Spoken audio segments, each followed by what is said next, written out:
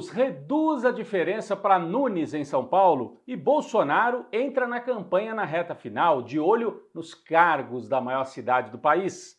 A Batalha de Fortaleza, a capital do Ceará, tem a disputa mais equilibrada deste segundo turno.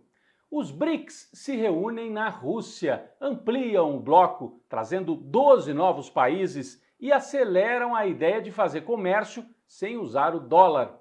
A despedida política de um líder da América Latina, Pepe Mujica, emociona o mundo com o discurso em Montevidéu. Eu sou Rodrigo Viana e esse é o Tempero da Notícia, que está começando agora.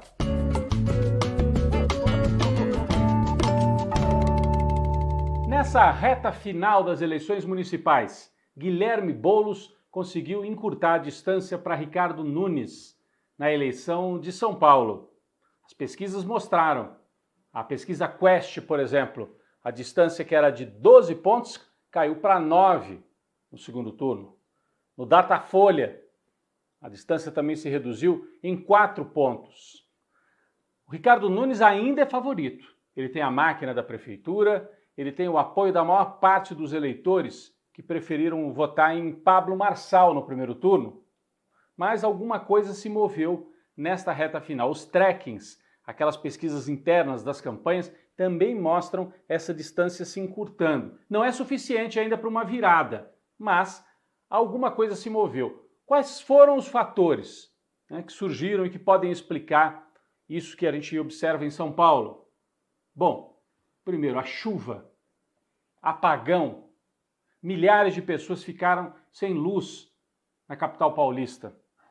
A Enel, a empresa de eletricidade, é a maior responsável, mas a prefeitura também, porque não fez poda de árvore, porque não tem equipes para cuidar da fiação, e Ricardo Nunes foi cobrado por isso.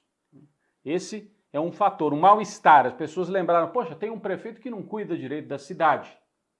Numa eleição que parecia quase definida, isso acabou influenciando. Segundo ponto, Bolsonaro apareceu. Bolsonaro apoia o Ricardo Nunes. No primeiro turno, ele ficou com um pé em cada canoa. Ficou apoiando o Marçal um pouco, depois o Ricardo Nunes. O Nunes, inclusive, tem uma certa mágoa, porque o Bolsonaro ameaçou abandonar a campanha, mas no segundo turno, na hora da reta final, o Bolsonaro apareceu. A gente tem as imagens aqui, foi para um evento com o Ricardo Nunes, numa churrascaria, E qual é o problema? O Bolsonaro é muito rejeitado em São Paulo, ele perdeu a eleição para presidente na capital paulista, perdeu para o Lula. O Bolsonaro, nesse evento, constrangeu o Ricardo Nunes porque deu uma entrevista questionando mais uma vez as urnas. Aí uma repórter perguntou, ô prefeito, Nunes, o senhor concorda com isso? As urnas não são confiáveis? E aí o Ricardo Nunes tomou um susto. Bom, são detalhes, mas uma somatória de fatos. As pessoas também olham e falam, eu vou votar num cara que é tão ligado assim ao Bolsonaro? E por que o Bolsonaro apareceu agora? Bom, porque ele quer estar na foto como vencedor, apesar de não ter ajudado no primeiro turno. E o segundo ponto mais importante para ele quer um pedaço da prefeitura, quer os cargos, especialmente Secretaria da Educação. O PL, o partido do Bolsonaro, já falou. Quer tomar conta, imagine só o risco para quem mora em São Paulo. Os bolsonaristas tomando conta das escolas, fazendo essa guerra ideológica dentro das escolas. E tomando conta também da verba, porque a educação mexe com muito dinheiro.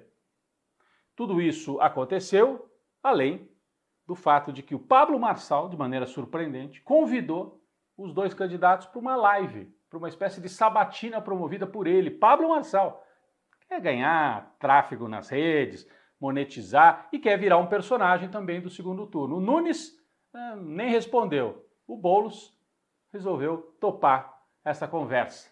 Tudo isso pode ter mexido aí nas intenções de voto. Ainda assim, Ricardo Nunes chega no domingo como favorito para continuar à frente da Prefeitura de São Paulo. O Boulos está lutando muito, fez uma campanha interessante no segundo turno, politizada, foi para a rua, mesmo sem o apoio, sem a presença do Lula, que sofreu um acidente doméstico lá em Brasília e não pôde vir para esta reta final.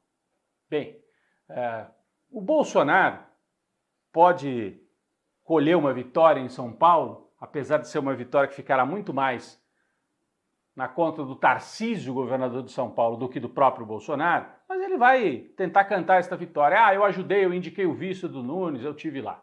Né? Agora, em outras capitais, Brasil afora, o bolsonarismo raiz está em dificuldade. Está em dificuldade. A gente pode lembrar alguns casos. Engler, que é o candidato bolsonarista do PL em Belo Horizonte, está em segundo lugar. O favorito é o Fuad Noman, do PSD, um homem de centro, né, sem esse radicalismo do Bolsonaro. Belém do Pará, delegado Éder Mauro, que é um sujeito que apronta, provoca, um provocador bolsonarista, deve tomar uma sova do candidato do MDB em Belém do Pará. O Queiroga, lembram dele, que foi ministro da Saúde do Bolsonaro? É outro que está apanhando feio na campanha lá em João Pessoa, na Paraíba. Todos eles estão atrás nas pesquisas para a eleição deste domingo. Até o Abílio Brunini, que é outro provocador bolsonarista, faz aquelas lives, né? Faz confusão na Câmara dos Deputados, é candidato a prefeito pelo PL em Cuiabá. Uma surpresa, na reta final, o candidato do PT em Cuiabá, que é terra do agronegócio. O candidato do PT embolou a disputa e o Brunini perdeu aquele favoritismo, parecia que ia ganhar fácil. Então, o bolsonarismo, esse raiz, assim, está mostrando dificuldade, né? Uma eleição que é surpreendente e que tem bolsonarista é Fortaleza. Fortaleza é a eleição mais disputada desse segundo turno. Lá o André Fernandes, que faz parte desse grupo de bolsonaristas de rede social, está disputando com o Evandro Leitão do PT. Empate absoluto. A pesquisa chegou a dar 43-43 no segundo turno entre os dois candidatos. Chega empatada a disputa nesse fim de semana decisivo. Fortaleza tem alguns dados importantes. Essa capital onde PL e PT se enfrentam numa disputa muito equilibrada e é a capital onde o Ciro acaba de se enterrar politicamente, né? O prefeito atual era do PDT, não conseguiu nem ir para o segundo turno, e o Ciro e a turma dele estão apoiando o bolsonarista em Fortaleza, rasgando completamente a sua história e a história do próprio PDT. Nesta semana final, o André Fernandes, que é o candidato bolsonarista de Fortaleza, deu 2 tiros no pé, né? Primeiro, circularam os vídeos dele debochando de feminicídio. Vamos acompanhar? Ah, mas o feminicídio, aqui no Brasil, tantas mulheres morrem por dia. Tá, dane-se. E quantos homens morrem por dia? Com esse vídeo aí, o André Fernandes perde muito voto, claro, entre as mulheres. Um outro fato, um vereador do PL, partido do Bolsonaro e do André Fernandes, ameaçou matar o candidato do PT, Evandro Leitão. Olha só.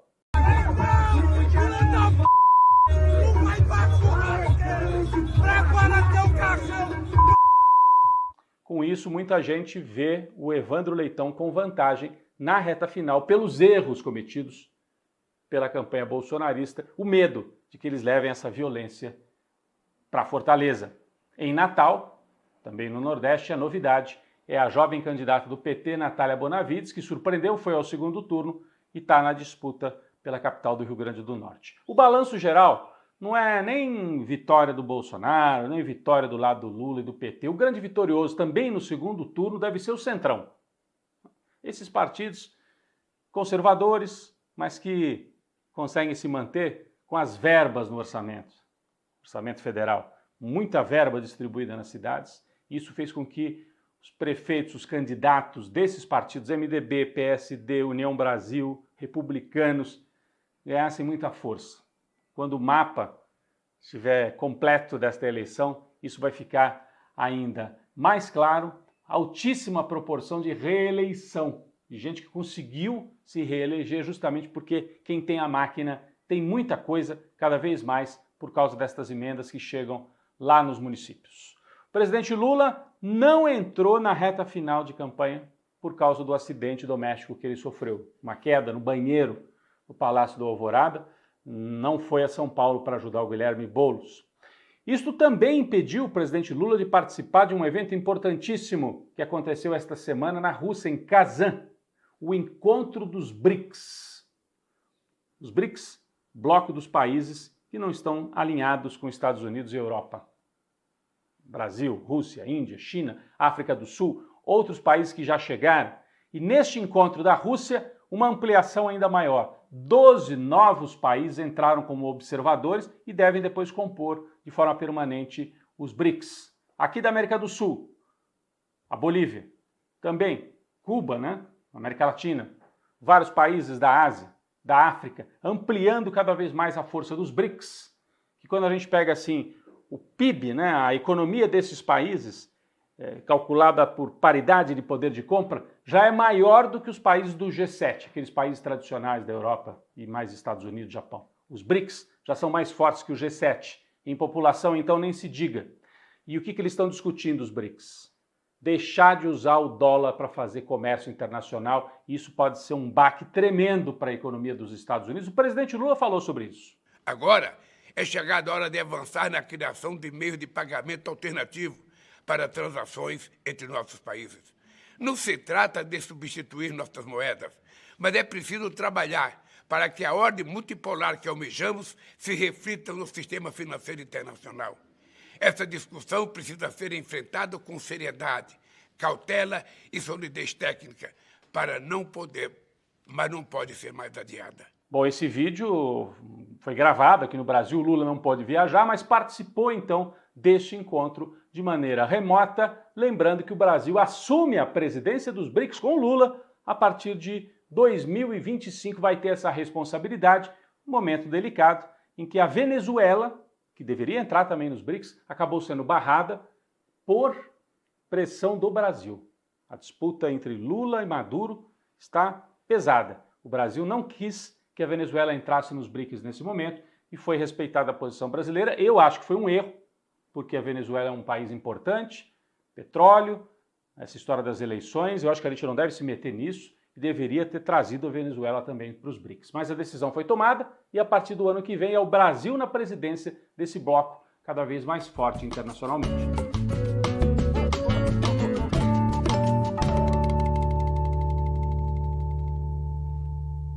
Um cafezinho especial esta semana para o líder político e ex-presidente do Uruguai, José Pepe Mujica.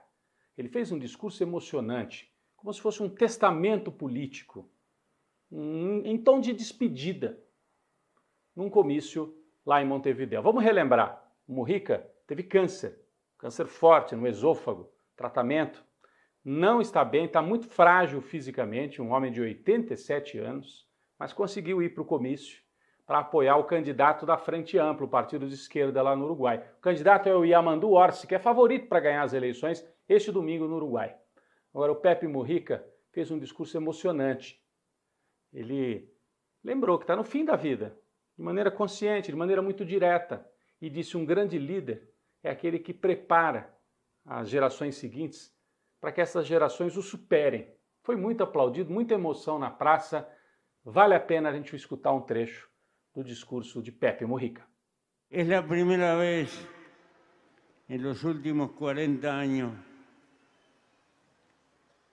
que no participo en una campaña electoral echando el resto.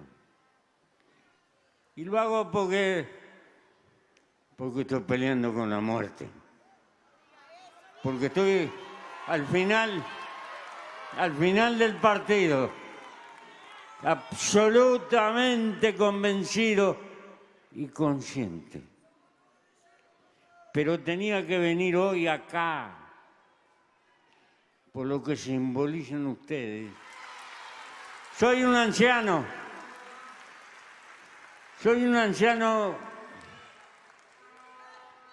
que está muy cerca de emprender la retirada de donde no se vuelve. Pero soy feliz porque están ustedes, porque cuando mis brazos se vayan, habrá miles de brazos sustituyendo la lucha. Y toda mi vida dije que los mejores dirigentes son los que dejan una barda que los supera com ventaja. Então, é a emoção de ouvir um líder com a grandeza humana do Pepe Mujica. né? Ele é um inspirador das novas gerações. Alguém que batalhou muito, foi guerrilheiro no passado, depois lutou dentro da democracia e, além de um presidente, é também uma liderança. Alguém que é quase um filósofo da política. Nosso cafezinho e nosso afeto pelo José Pepe Mujica, líder uruguaio.